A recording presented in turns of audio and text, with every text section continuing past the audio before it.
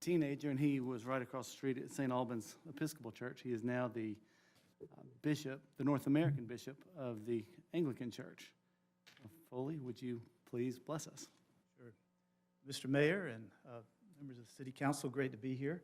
So I was thinking about our time tonight, and all that's going on in our nation right now. With COVID, with the cultural conflicts that we're facing, and also with a turbulent election. I was drawn to 2 Chronicles chapter 7. King Solomon had just dedicated this incredible worship space called the temple. And after his prayer, the Lord answered him. And the Lord said this, "When I shut up the heavens so that there is no rain, or command the locusts to devour the land, or send pestilence among my people, if my people who are called by my name will humble themselves and pray and seek my face and turn from their wicked ways, then I will hear from heaven and will forgive their sin and heal their land." This has become a covenant between God and his people all throughout the ages, and I think it applies to our nation as well. Let's pray.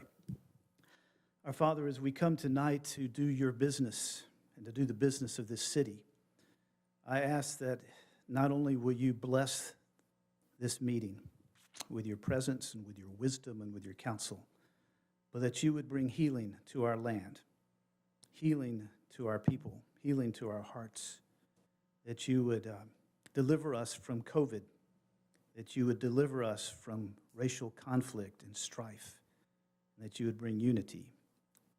And this is our prayer in Christ's name. Amen. Amen. Thank you, Foley. Prayers like that give everybody the understanding, the reason that I invite people to do it rather than doing it myself. Thank you.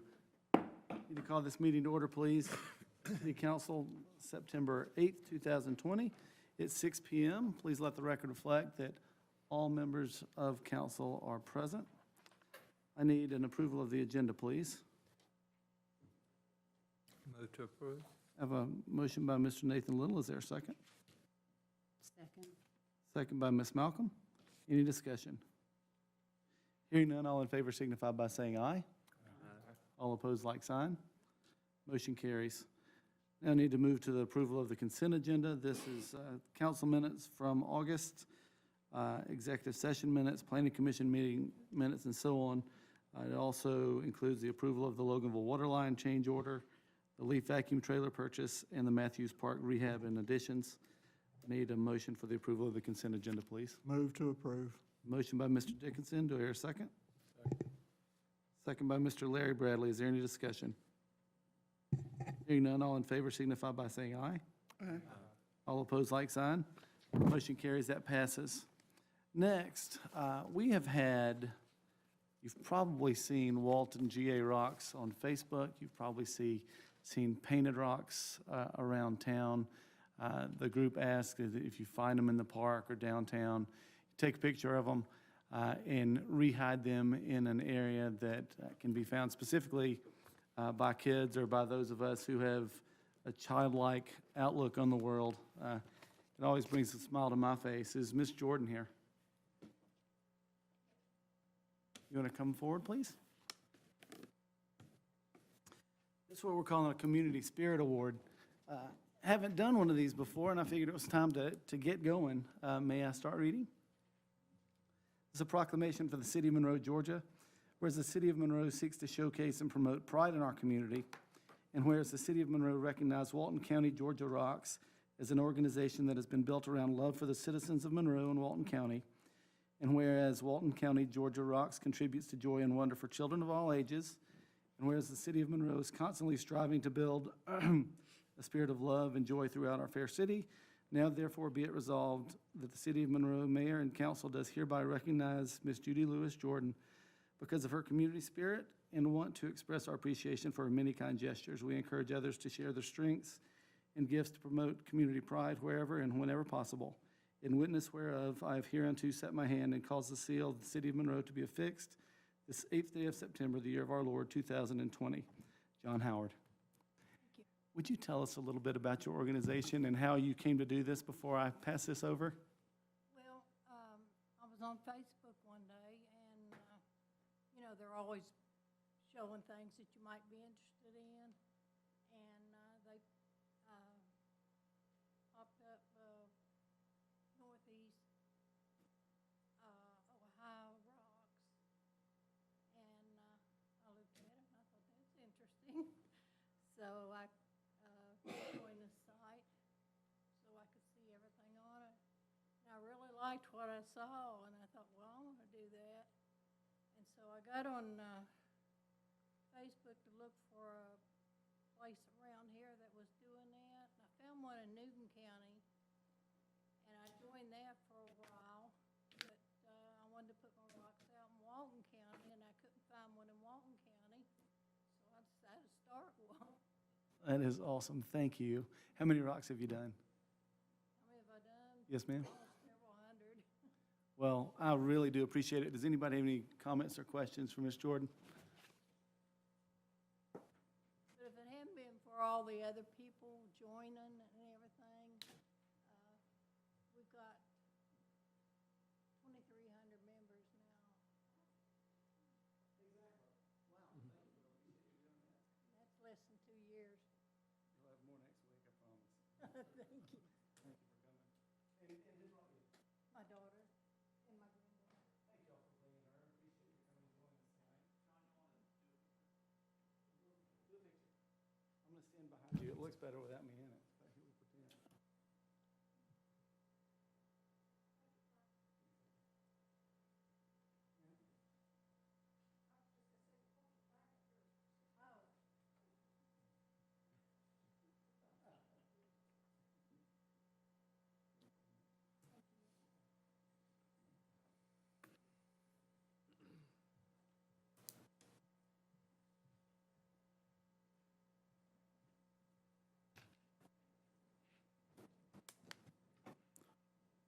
Moving ahead to the public comment, I have a few people on the list, and all from, well, the first four are from Church Street. And before I call you individually, do you all have separate topics? Do you all want to address one specific topic? Would you like to come up together individually? Is anybody here?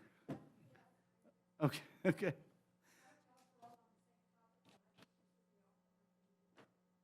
Okay, that's fine. First, I have Miss Cheryl Larson from Church Street.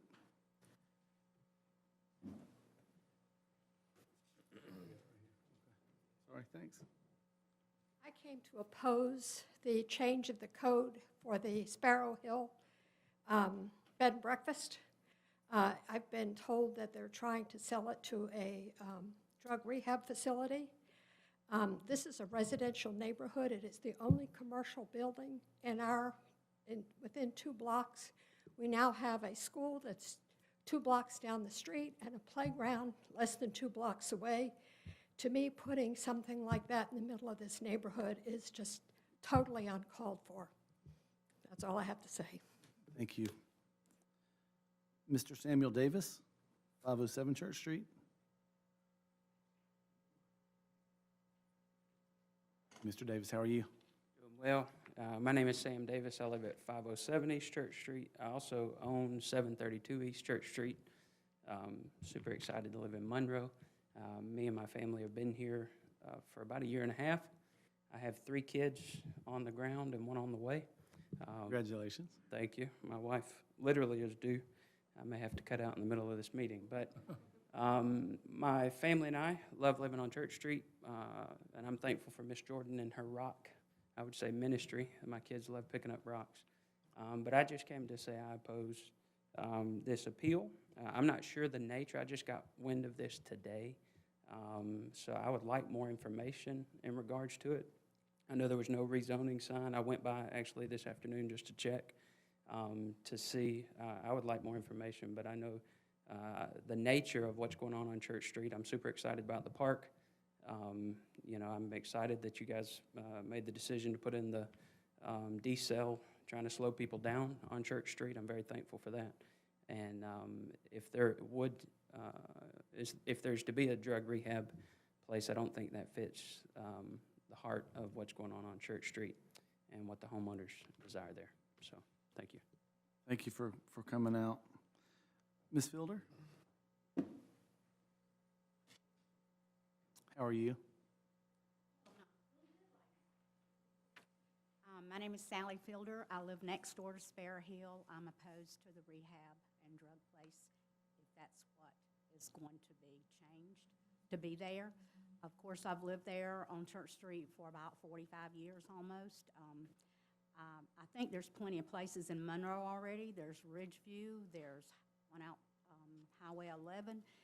If we think this is not a nuisance or won't be a nuisance to our police station, all you have to do is read the police blotter, and they're picking up 1 and 2 a week that won't take their medicine or they want to escape where they're at. So I find like that will not fit into our neighborhood. Although I like the ladies from Sparrow Hill and the house looks great, I just don't want a drug rehab place next door to me. We have the park now and the school, and we kind of like to hold on to the houses as they are. And I just don't think that fits into our neighborhood. And I hope that my city councilmen, as well as the rest of them, I know they would not want that next to their personal home. And I don't want it next to mine. And just as Mr. Dickinson said last week about cutting off the TV, cable TV, he said that there needed to be some kind of citizen input on how it would affect the citizens and whatever. And I think there should be some kind of citizen input on how we feel about this coming into our neighborhood, not just the spare of the moment today that we are faced with this within the last couple hours. Thank you. Yes, ma'am. Thank you for coming in, Ms. Fielder. Elisa Abraham?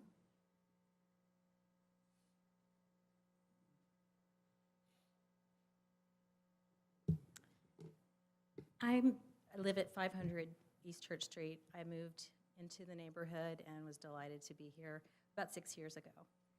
I have loved seeing the excitement that has come to Monroe and to Church Street, and I just would like to see that continue. So I oppose that you, and ask you to deny this appeal for a code variance.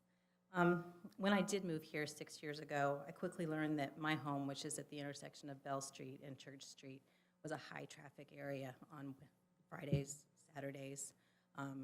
Folks were headed down to some structures at Davis and Bell.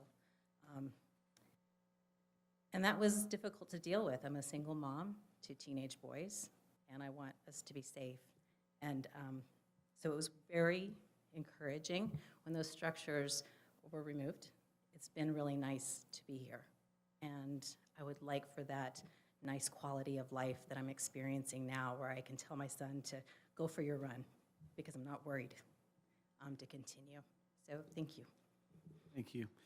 And being that you're a mom of 2 boys, single or otherwise, God bless you, because I know teen boys. I was one. Thank you. I'm also a teacher of many teenage. Well, thank you for coming. Mr. Tom Mayfield, Sparrow Hill Inn. Thank you, Mayor, Council. I'm with the ladies from Sparrow Hill, but you don't recognize me because they do most of the work. Mr. Mayfield? Yes. Before we get into this Yes. in public comment, I do have it on our agenda to discuss, and you may want to reserve comment until we actually pull up that part of the agenda. Can I speak both times? I'll be brief. No, sir. You can speak one or the other. All right, I'll wait. Thank you. Yes, sir. Thank you. Moving to the public hearing of the variance at 828 Harvest Lane. Mr. Kelly? Thank you, Mr. Mayor. As we discussed last week in the work session, this is a minor variance of a road frontage in Spring Place at McDaniel at, get the Dresser, 828 Harvest Lane is to accommodate a encroachment of a driveway between two lots owned by the same individual. Again, it's a minor variance on the frontage to allow them to sell the other lot, separate from the one that has their home on it. Are there any questions for Mr. Kelly? Is the applicant here? Would anyone like to speak in favor of this variance? Or would anyone like to speak against the variance? Hearing none, I'll declare that portion of the meeting closed. And we'll move straight to new business, which is 828 Harvest Lane rezone. I'll open the floor to council members to discuss, or anyone to make a motion. Mr. Mayor, I just got one question. In the application, it shows the address as being 824. It does not matter to me one way or another, but just to make The Side by side. 824 will be the lot that's receiving the variance. The owner lives at 828, and it's all on one tax parcel, so. Gotcha. Thanks, sir. Yes, sir. Oh, and just to mention it, if I may, the planning commission and staff recommended approval. Yes, sir, I appreciate that. Thank you. Sorry to not ask. Do I have a motion? Move to approve. I have a motion on the floor by Ms. Malcolm to approve, Second. second by Mr. Dickinson. Any discussion? Hearing none, all in favor signify by saying aye. All opposed, like sign. Motion carries, that passes. Moving to the appointment for the Housing Authority. I have Ms. Cooper.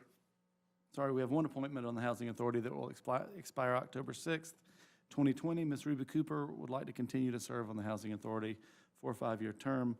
It will expire on October 6th, 2025. May I have a motion, please? Move to reappoint Ms. Cooper. I have a motion by Mr. Dickinson. Is there a second? Second. Ross? Motion by Mr. Ross Bradley? Second by Mr. Ross Bradley, sorry. Is there any discussion? Hearing none, all in favor signify by saying aye. Aye. All opposed, like sign. Motion carries, that passes. Moving to the cable television service discontinuation. Mr. Probst? Thank you, Mayor. We're revisiting this discussion from last week in the work session. And then taking into account a lot of those comments from you all as to the direction we should go, while also trying to render a decision here in order to stay solvent in the cable TV fund, and also to be able to more adequately sell the utility revenue bonds that we're working on to be more favorable.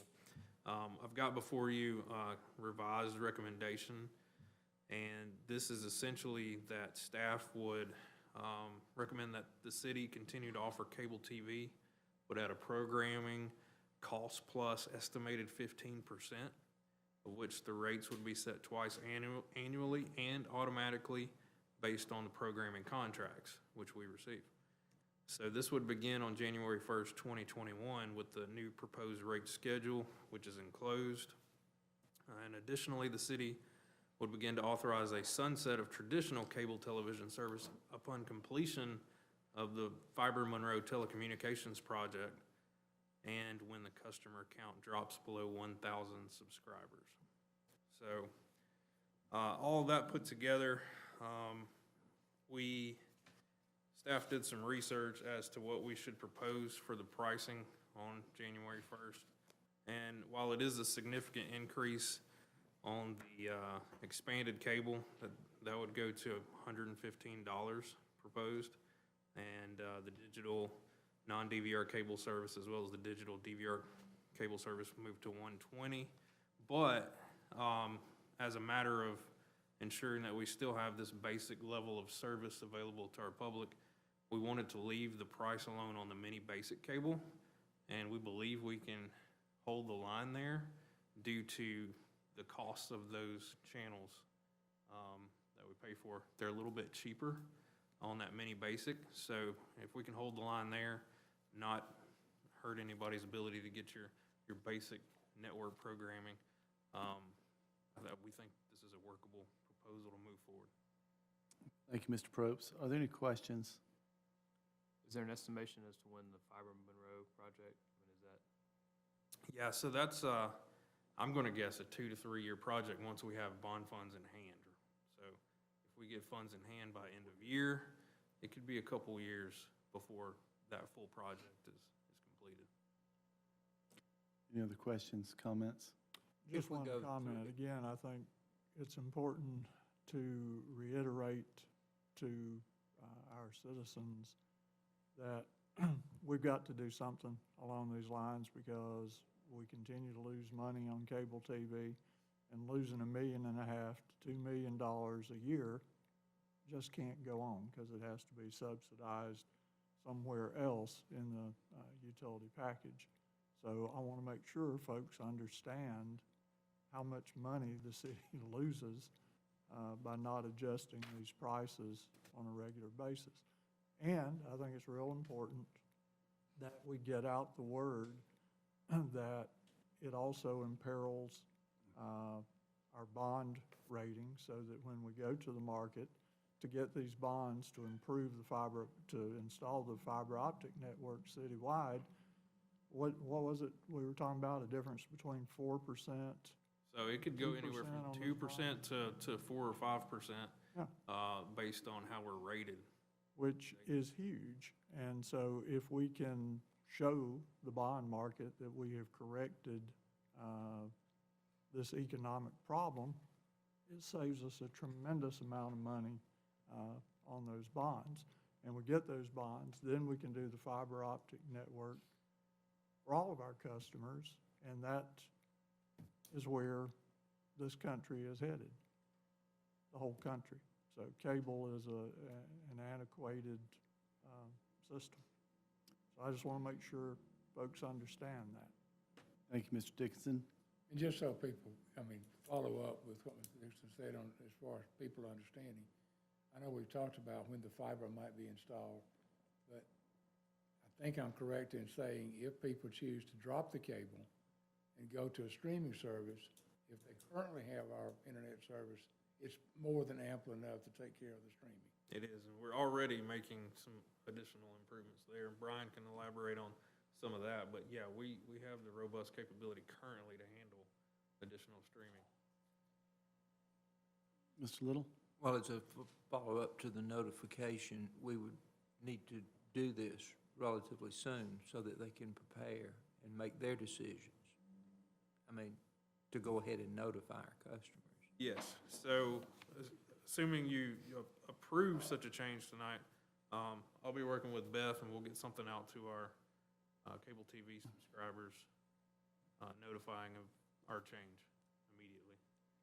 And just as a matter of record, we had discussed the other options and trying to help our customers understand what those options are and help them move to those options if that's what they choose. Right, so we don't have a preferred vendor per se, such as a Chromecast or Fire Stick or something like that, but, Brian's staff is well-equipped to try to help people transition and still retain our internet service. Most of our cable TV subscribers are on our internet service as well, so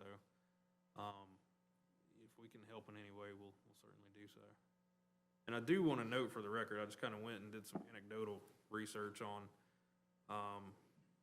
competitive offerings from Dish Network, DirecTV, and Comcast, even though Comcast really doesn't serve residential around here.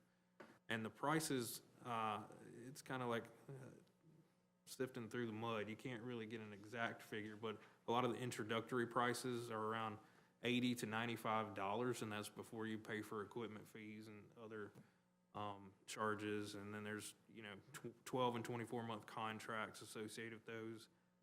You got to enroll in auto pay and paperless billing. We don't require any of that for our cable TV services. Is it appropriate then, if we choose to adopt this now, this fee schedule, even though it's not until 1/1/21? Correct. And that's because it gives us time to educate the public, and it allows us to show good faith to the potential bond buyers as to the direction of solvency for this cable TV fund. In light of that fact and that it's the only fiscally responsible way to do, I would make the motion that we adopt this new fee schedule and communicate the discontinuation. I have a a motion on the floor by Mr. Little to adopt the new fee schedule. And I will just let your words carry on, but adopt the new fee schedule, and I have Mr. Ross Bradley with a second. Is there any discussion? I have a question.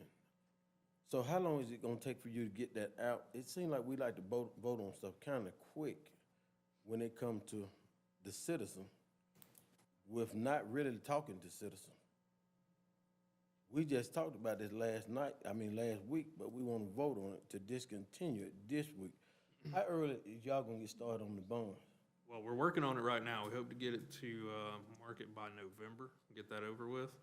So that means we got a few more meetings before you actually really need it? No, because we have to shop it actually in a couple weeks. That's when we start that process. However, we're not discontinuing cable. I want that to be clear. It's not a discontinuation unless we reach below 1,000 customers, at which point it really doesn't make much sense for us to be in that game. So it's going to be a while before we get there. Right now, we're around 30. But what you saying is what on this paper ain't true then? Because that's what it say. That's not what I'm saying. So what we're going to do is finish up the Fiber Monroe project, which could take 2 or 3 years. We're still going to have cable TV offerings. The price is going to be a little more other than mini basic. And should the customer count drop below 1,000, that's when it would likely be discontinued. Okay, so what are we voting on now? Essentially what I have stated here as the staff's recommendation. All right. So the city of Monroe would continue to offer the cable TV, but at the programming cost plus estimated 15%, of which the rates will be set twice annually and automatically based on programming contracts. And that fee schedule is attached.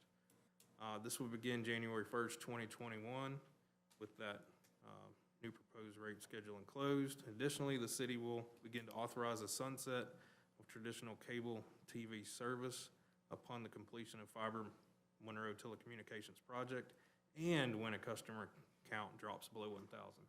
So there's 2 goals we've got to hit here, 2 marks we've got to hit before we actually discontinue cable TV service. My next question, what motion did Mr. Little just make? That in light of the physical situation and the money that is involved, and to avoid the loss, and to help with the bond requirements, that we adopt the fee schedule as presented. And we adopt it now so we can notify people, and they have 3 months to know that it's going to that price. And are there any other questions? Mr. Garrett, are you good? I'm good. Any other questions or comments? Hearing none, all in favor signify by saying aye. Aye. All opposed, like sign. Motion carries, that passes. Moving to the Code Officer Appeal at 410 East Church Street, Mr. Kelly. Thank you, Mr. Mayor. One second. 1 second. Mr. Kelly.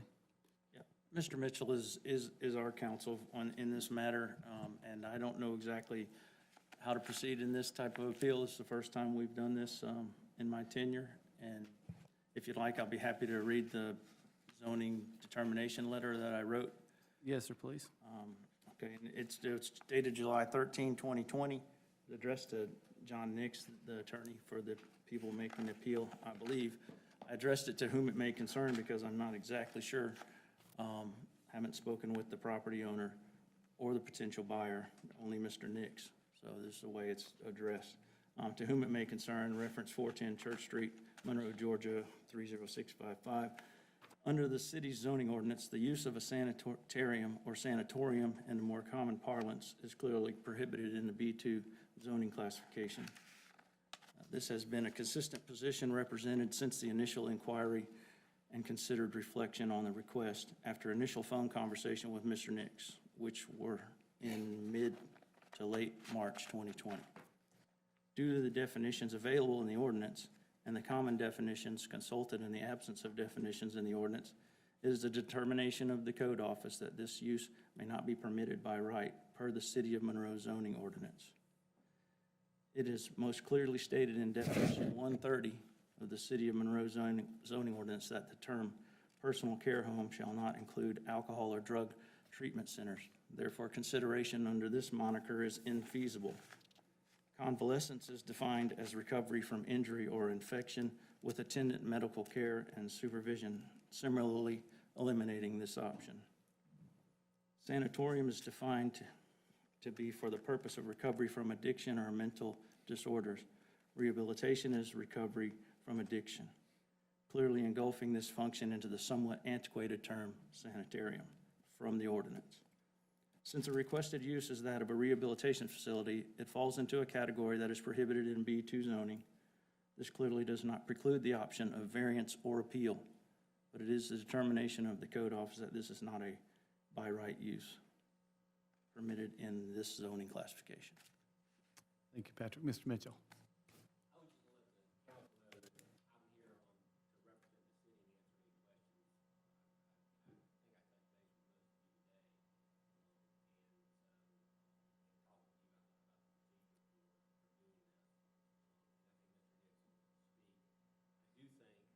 Mr. Mitchell, I'm sorry, but could you speak to the mic? I can't hear you. I think because Mr. Nix's letter threatens litigation, that once you have heard from Mr. Kelly and Mr. Nix, it would be appropriate for you all, if you chose to go into executive session because of the threat of litigation from Mr. Nix. I just wanted to let you all know that. And if you have questions, I'm happy to answer. Thank you. I appreciate your being here. And Mayor, if I can just put on the record, and I apologize, I might should have prepped all this. Mr. Mitchell, as you know, is representing the city because my office is conflicted out because we've done work for the Mayfields and Sparrow Hill before. So that's why Mr. Mitchell is here and doing a great job on your behalf. And Mr. Nix, I know, will do a great job for Mr. Mayfield. But that's why our office doesn't have anything to do with this appeal, just for the record. Thank you. Thank you. Mr. Mayfield. Mr. Mayor, before we get to that, I think as a point of order, it would be good if you explained that this is an appeal, this is not a rezoning hearing. Then I'll do that. What has happened, the owners of Sparrow Hill Inn have a potential buyer who is a drug and alcohol rehabilitation facility. I believe they are based in North Carolina. I have spoken with the owners of Sparrow Hill and heard the background. I have seen Mr. Kelly's letter.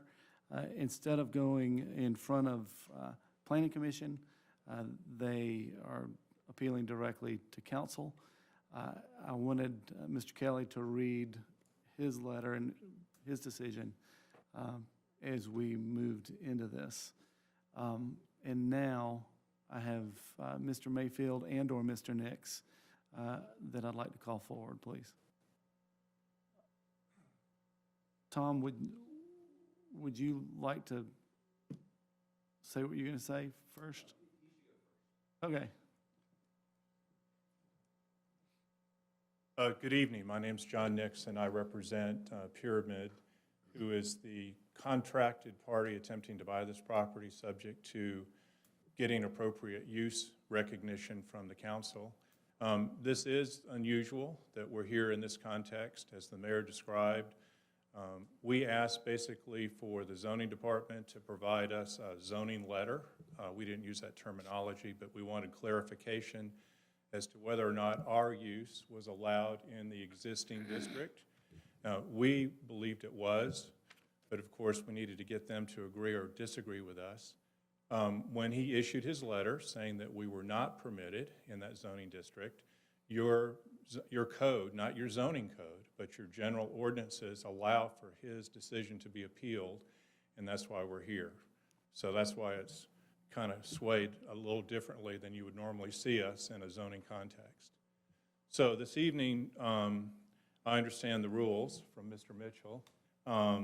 We have approximately 15 minutes to present our case and save any other time possibly for rebuttal. And we're going to have three presenters tonight. Derek Gwaltney is a vice president of marketing with Silver Ridge or Pyramid.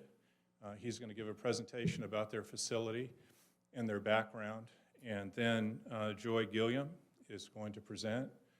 And then with whatever time is left over, I'm going to provide the legal analysis. So with that, I'm going to turn it over to Mr. Watley. Thank you, Mr. Nix. My name's Derek Waltney. I'm the Vice President of Marketing at Pyramid Healthcare. I appreciate y'all making time. I'll be brief and cover things as fast as I can. I'd love to save time for some questions at the end. So Pyramid Healthcare has been around since 1999. It's founded up in Altoona, Pennsylvania. We provide a variety of different services, everything from schools for severely autistic children to outpatient services for those suffering from anxiety and mood disorders such as depression, trauma, things like that. And we also have inpatient substance abuse programs. Locally here, over in Alpharetta and in Sandy Springs, we have outpatient programs that serve these mental health adolescents and adults. And what we're looking to do here in the city of Monroe is have a sequel to our premier program, Silver Ridge, which is in Asheville, North Carolina.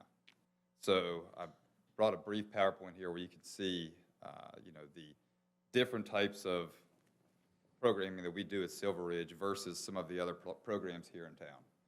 So Silver Ridge, first of all, let me touch on the patient type that comes to Silver Ridge and that would come to Silver Ridge 2 here in Monroe. It is a midlife adult. You are required to be 35 years of age, you're required to be gainfully employed, and you're required to have some sort of family involvement in your life. This is not the 18-year-old homeless heroin addict. This is not the schizophrenic, suicidal, lockdown 1013 patient. Now, those patients need care just like everyone else does. That's just not our lane. That's not what we do. We serve midlife adults. This is our 10,000 square foot home in Asheville. I'll just scroll you through some pictures here.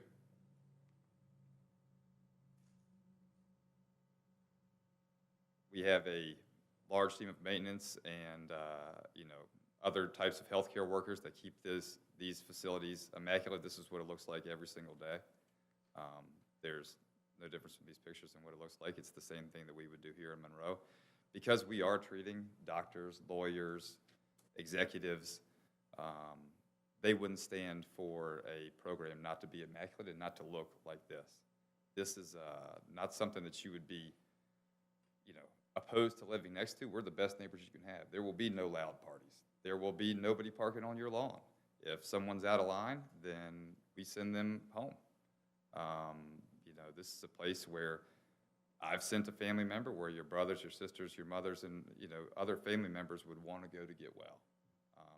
We're looking at maybe 12 beds. The other programs in town are 40 plus, treating all different age groups, treating a completely different patient type than what we're talking about treating here at Silver Ridge. Scrolling through some pictures here for you. This is our estate up in Asheville. Again, executive chefs, on-site gyms. We've treated executives of large insurance companies, countless licensed healthcare professionals. This goes into more detail than you need, but this discusses our different therapeutic processes, acceptance and commitment therapy. We limit our model to this certain patient type because if I'm in treatment with someone that's similar to me, I'm going to be able to share and process better and therefore become rehabilitated quicker, faster, and more effectively than if I'm with somebody that's 18 or if I'm with somebody that's 118. Different types of therapy that we used all would be, outsourced in the local community here. Different treatment modalities. So, as a father of 3 girls myself, and as someone who's lived next to a treatment center before, I can totally understand reservations people may have if they're not in this field or in this community.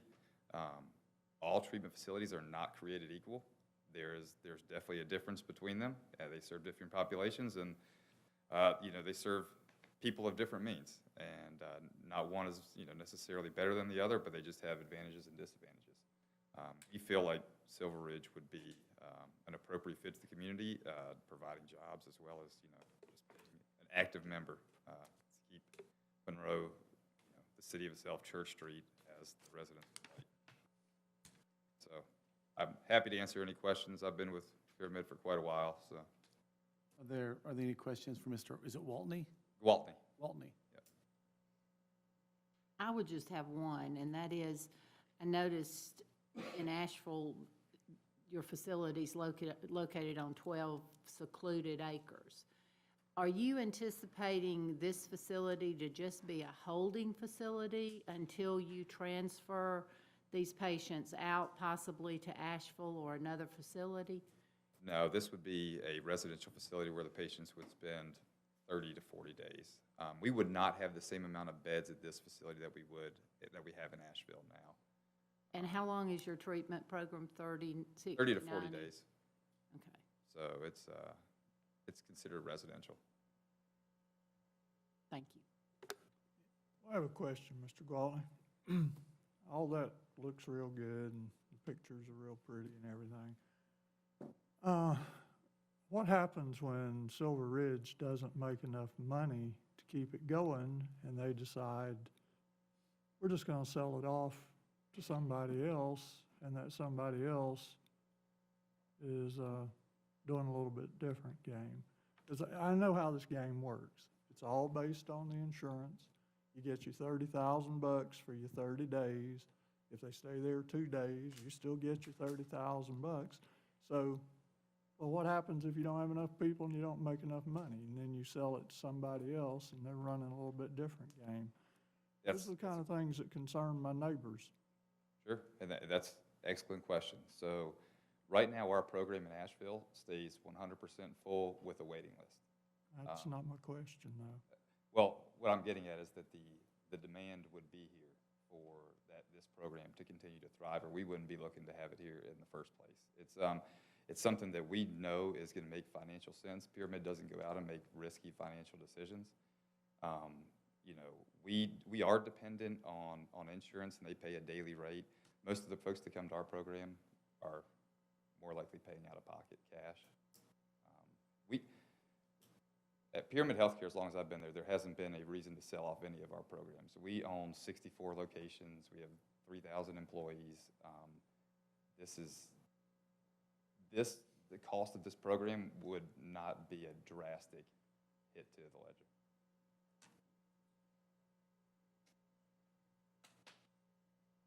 Did that answer your question, or no? Sort of. Do we have any other questions for Mr. Gwaltney? Stay around. Okay. Ms. Gilliam? Well, thank you very much for letting me share. Please forgive me if I shake. I'm not a public speaker. You're fine. So, I'm here because I have a personal passion for this program. We actually have a loved one that, due to unfortunate situations, was in a very traumatic situation. A year and a half ago, they were literally at the point of death, and I don't mean to exaggerate. They were literally at the point of death. So we began to look for help, and with the grace of God, we were introduced to Silver Ridge. From the moment we stepped into that home, which I'm glad Derek was able to show you it, we knew we had found something very, very special. The program itself is incredibly unique. It's very cutting edge. It's very progressive. And our loved one today is a living testimony of the success of the program. As Derek said, and I want to emphasize this, it's a program that's designed for midlife adults and professionals. The people that we met when we were up there were doctors. We met 2 professors from Duke University and Virginia Tech. We met an artist, well-known artist from the Cincinnati area. We had interior designs, entrepreneurs, business owners. That's the type of clientele that comes here, and they come by choice. They come not because they're mandated. There is no mandatory stay. They come by choice, and if this is not the right facility for them, they leave by choice.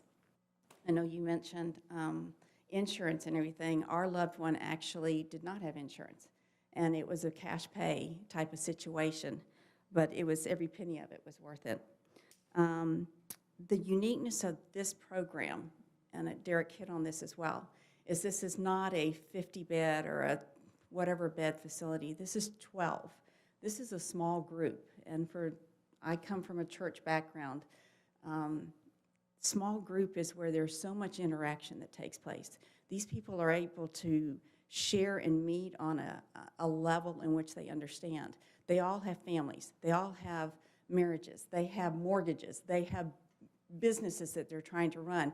What do you do when you're 50 years old and your life is falling apart? Where do you go? Who's out there to help you?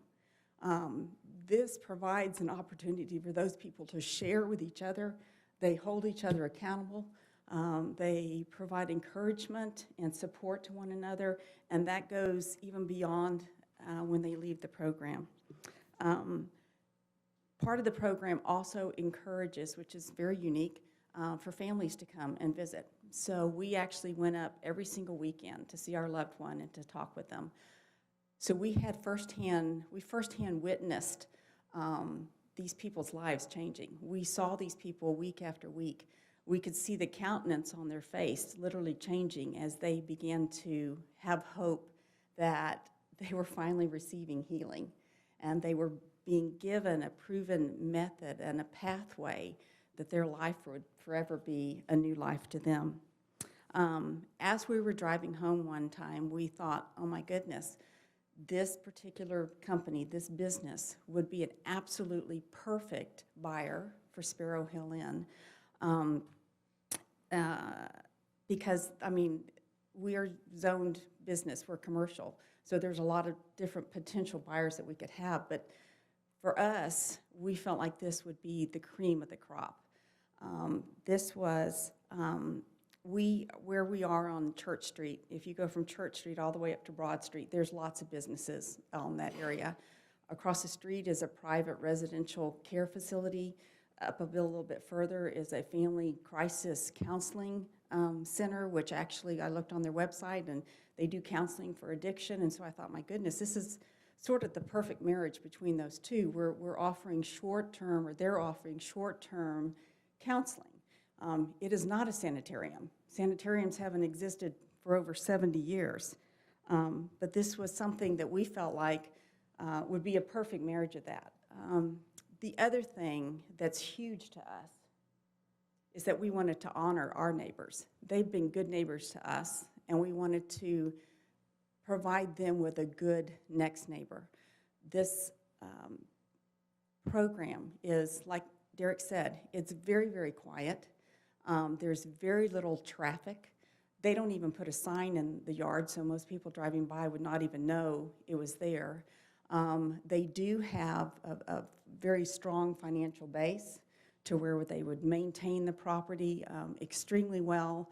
And I think what's important to our neighbors and what would be important to you guys is, as Mr. Dickinson brought out, they are a very, very well-established business. They have a proven track record, and they would be an excellent, long-term, stable part of the community, giving to the community and giving to the city of Monroe.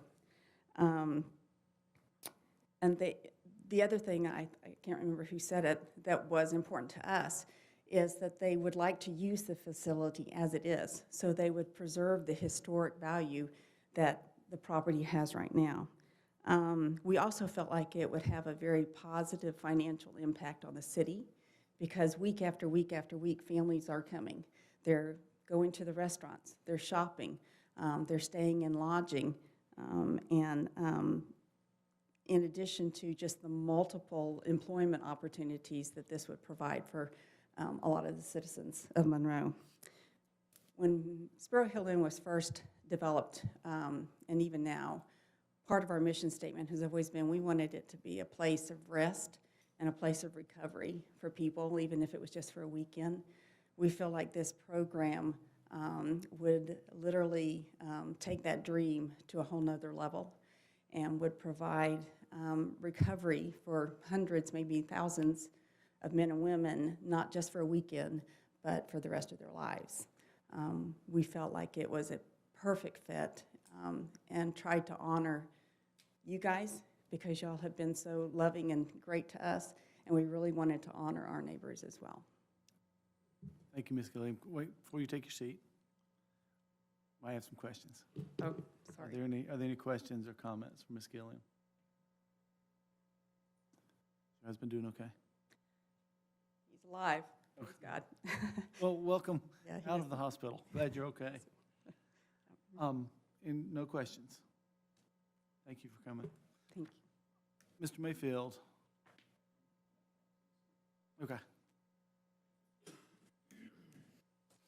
I can honestly say that I've done this quite a bit. You can tell by my hairline and my gray hair, but I don't think I've ever stood in front of a council before to ask for a decision that was for a better product. Sure beats a convenience store and a horse barn. And I say that with all sincerity. This is a very, very unique facility. And the reason we're here tonight is because we felt initially when we got this task to represent Pyramid Healthcare that under y'all's zoning, B2, that this was permitted. When you read the category that's permitted under B2 for healthcare, it includes convalescent care, nursing, rest homes, hospitals, laboratories, personal care homes family, personal care homes group. And we felt like the description of what we had as the topic here fit into that category. Unfortunately, your code does not provide definitions for some of these uses. And that's not unusual. Don't feel badly about that. Plenty of zoning codes do not have all the definitions. So when the code doesn't provide a definition, it's left to your planning department to try to work with what they have to come up with a definition of the use. But it's also, of course, up to us to try the same thing.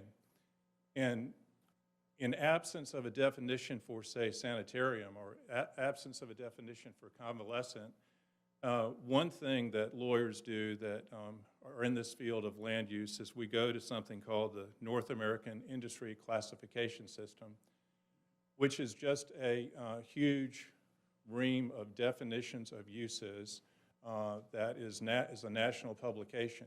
Now, I will tell you, this is not the save-all to save-all, and some planners don't even go by this code, all right? So it's not the Bible, but a lot of people use it, and when you go to that code and you look under convalescent and you look under their categories, this use falls under convalescent.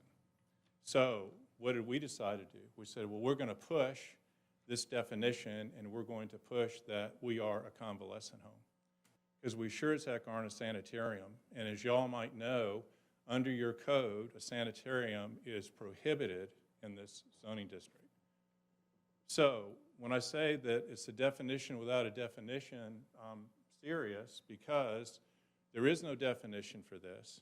And if you go by the interpretation of planning on this, you simply don't allow this kind of use in your zoning code. So your zoning code is void of allowing this use anywhere in the city of Monroe. And that is the next part of my argument that gets to the legal cases. But before I go there, one thing I want to point out, under that very same national code that we're arguing applies for our definition rather than Daniel Webster's dictionary, which I think we could find some support in, but it's varied when you look there. Sanitariums have not been provided as a definition of use by that national code since its 2002 publication. I think that speaks volumes that a national publication isn't even defining sanitarium in their use. And I clearly don't think that we are a non-use beyond the city limits here. This is a use that's viable. And under your code, what we're arguing is based on the definitions and the fact that we think we fit into that category convalescent, without a rezoning, this use is permitted. Now, let's go to the second two arguments. Let's go with the direction that under the interpretation that's given to you right now from your department, our use is not permitted in the city of Monroe. What does that mean? Well, one could argue that it means that the city of Monroe is prohibiting a use that addresses a protected class And therefore, there's some federal case law that would suggest that the city of Monroe is blocking or not permitting a use that addresses a protected class, which would be handicapped people, and people that have drug and alcohol addictions under the federal law are defined as handicapped. So one would argue, I'm arguing that under the federal housing code, that this use has to be permitted. And it has to be allowed, sorry. And prohibiting it is contrary to that law. There's a series of cases, and the cases are all over in this area.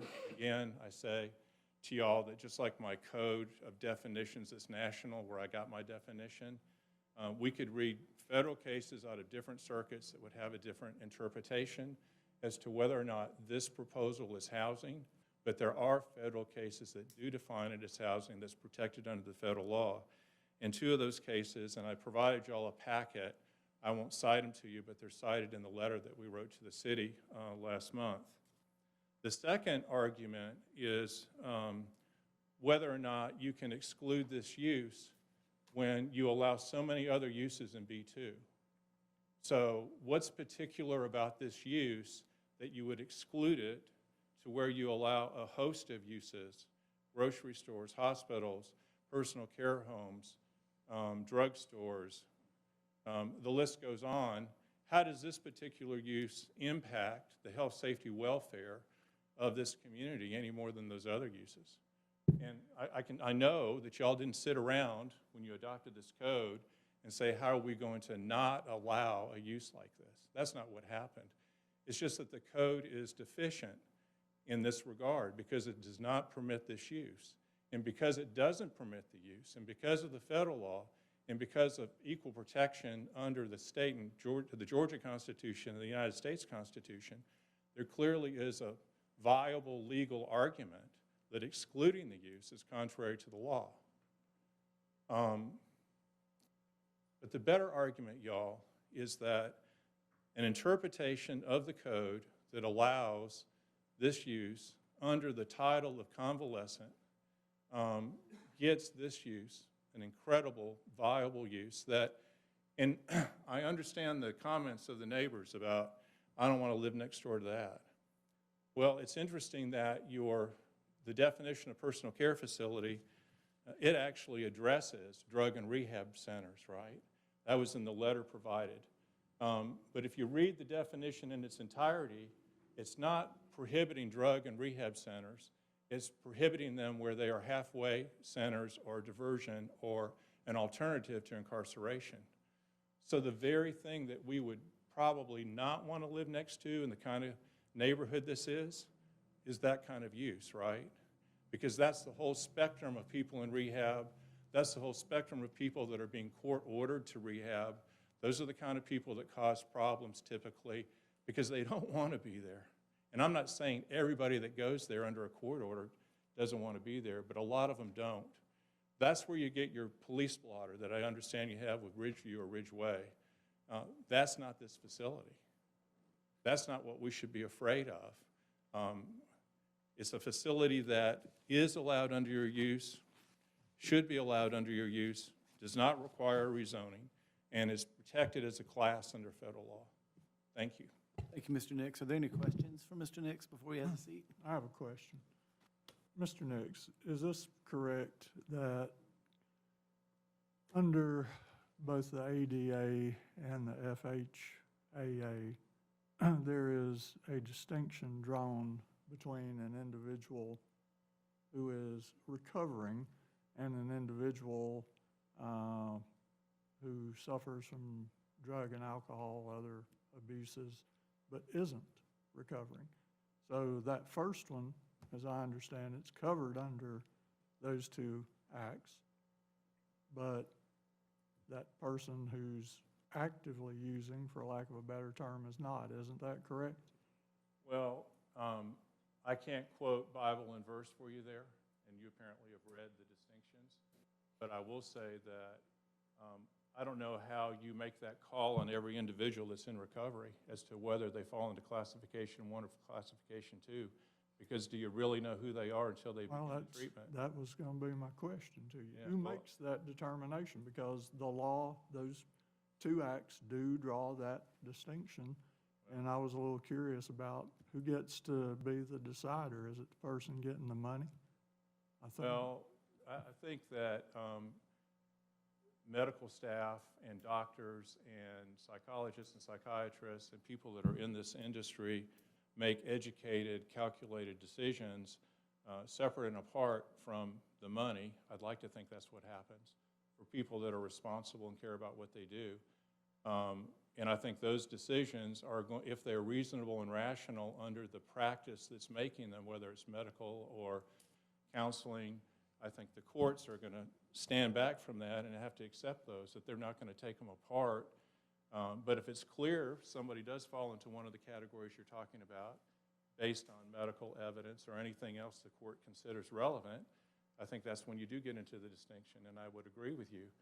But I think it's a much deeper rabbit hole, and I also think it's one where the courts, I would think, would have to naturally stand aside or at least listen to rational discussion or evidence from a doctor or treating physician about that individual before they put them in one category or the other. One other question, this is a little technical, but in your letter, you cite the Schwartz case, which is an 11th Circuit case out of Florida. It's a 2008 case. Are you aware of any 11th Circuit case with the same finding as Schwartz since 2008? I mean, that's 12 years ago. It is. We used to say in law school that old law is good law is still good law, but that's not always the case. I did not do the research for that letter as far as the cases that are relevant. We could have spent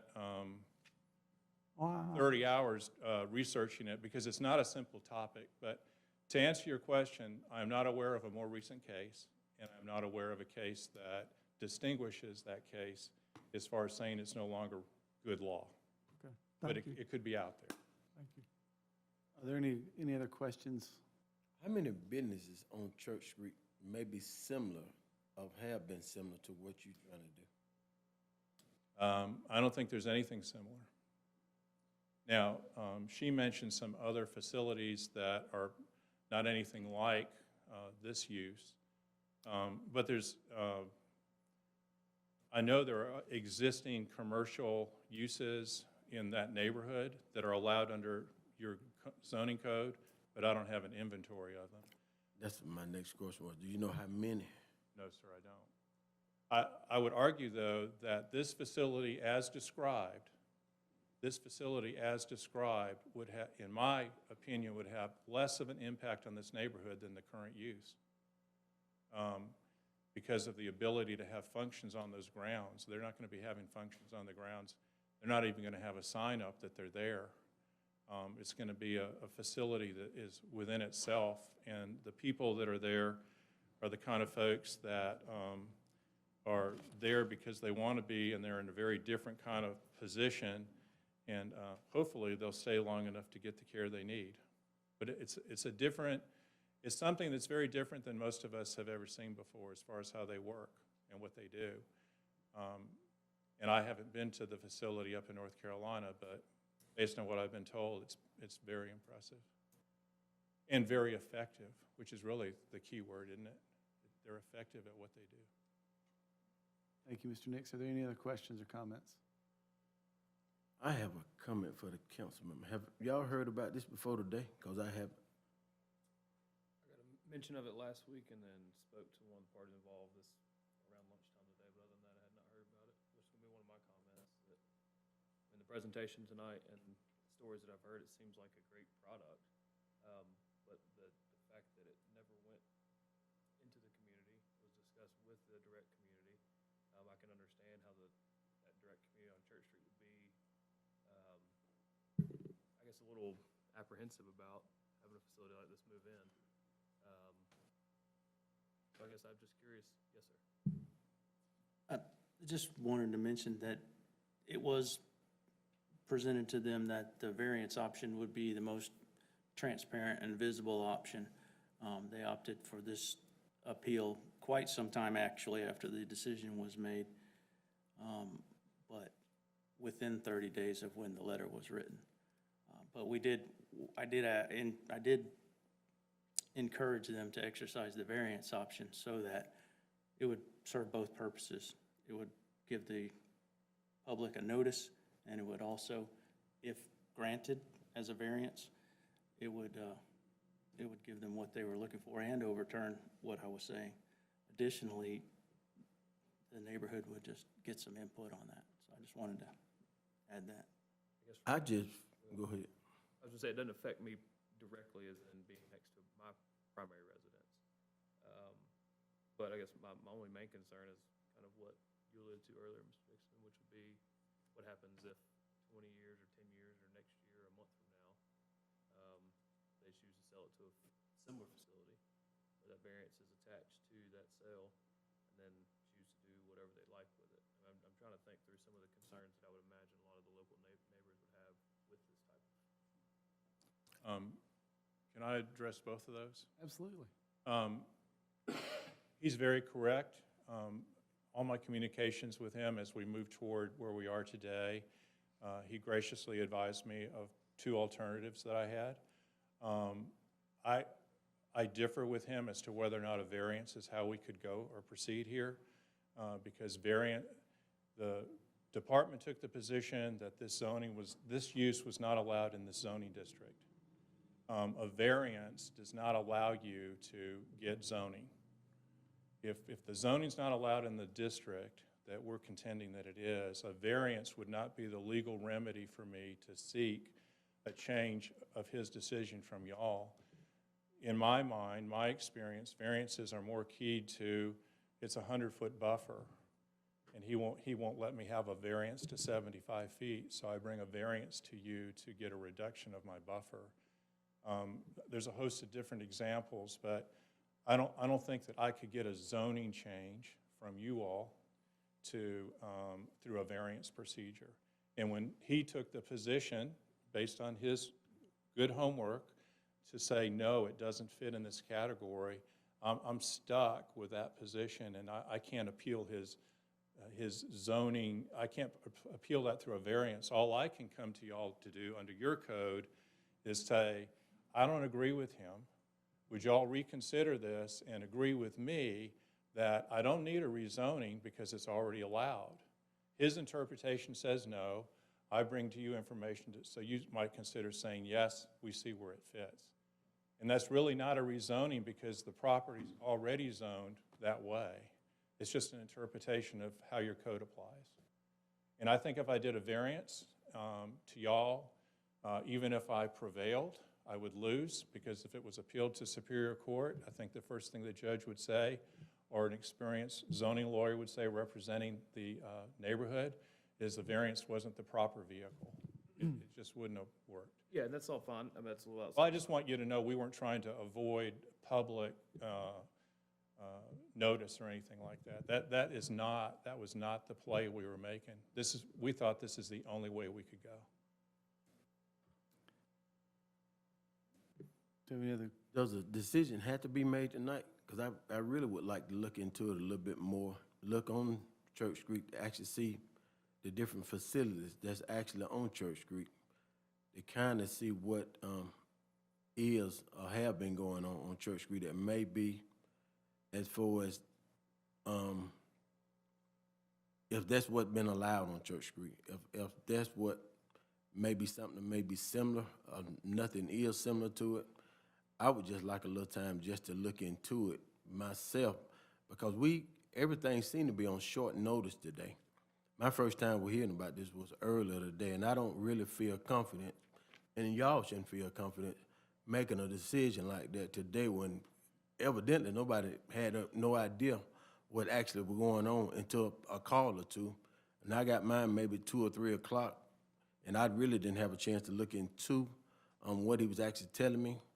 So I think we should actually put it off to next month and give everybody a chance to really look into what zoning or ordinance may be going on Church Street, to give everybody a fair chance to have a real opinion.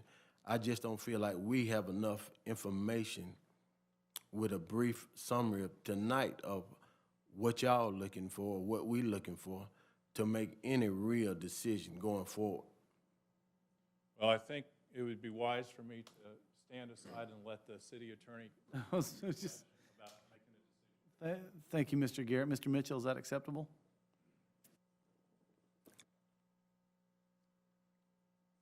I would think it's entirely appropriate for you. I don't know whether your procedure is deferral or table or whatever, but I do think that it would be appropriate for you all to do that if you wish. Mr. Garrett, would you like to make a motion to table? I make a motion to table to next month's meeting. I have a motion I on the, second. I have a motion on the floor by Mr. Garrett and a second by Mr. Dickinson to table. Is there any discussion? Yeah, before we vote, can I ask Mr. Mitchell another question? Yes, sir, that's the discussion part. Niggs has done a eloquent job, I think, tonight of explaining why he thinks the interpretation that our department made was incorrect. For our knowledge going forward, and I agree with Norman on postponing, but for our knowledge, do you want to present anything that says why you think he's wrong and our department's correct? I would rather advise the council in that regard in a closed session first. And then if you all choose to talk about that out here, that would be fine. I'm not sure it's appropriate for me to do that in the procedural context that we're in without consulting with you all in private first. Any additional discussion? All in favor of tabling the motion until next month? Tabling the decision until next month, signify by saying aye. Aye. All opposed, like sign. Motion carries. We'll revisit that next month.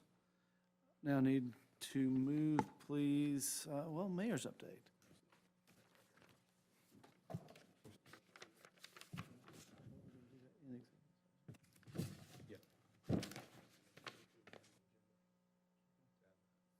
In executive session. Okay, good. Just a couple of things.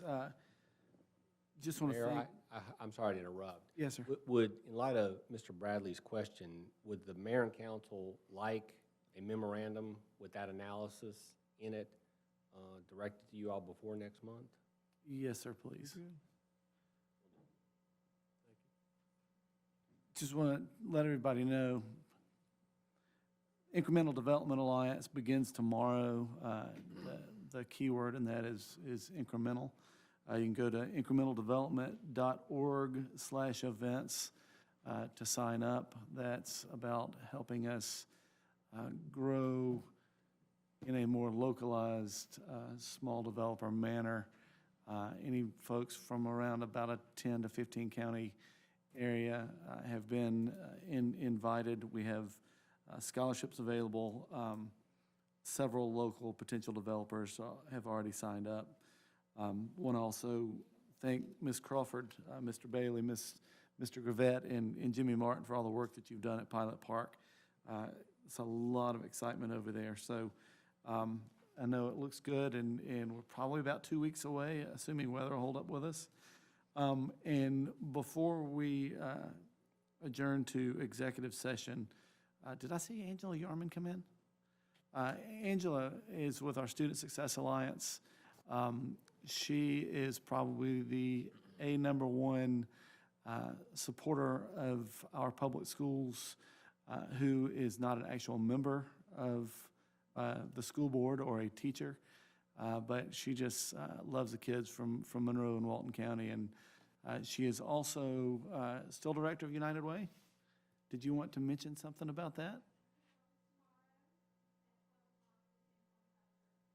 Kickoff tomorrow at the Chamber Luncheon at 1025 Church, which was formerly Grace Baptist, also in the building that was formerly the Piggly Wiggly. So hope we'll see y'all there. Now I need a motion to adjourn to executive session, please. I have a motion by Mr. Ross Bradley and a second. Second. Second by Ms. Crawford. All in favor signify by saying aye. Aye. All opposed, like sign. Motion carries. We'll adjourn to executive session.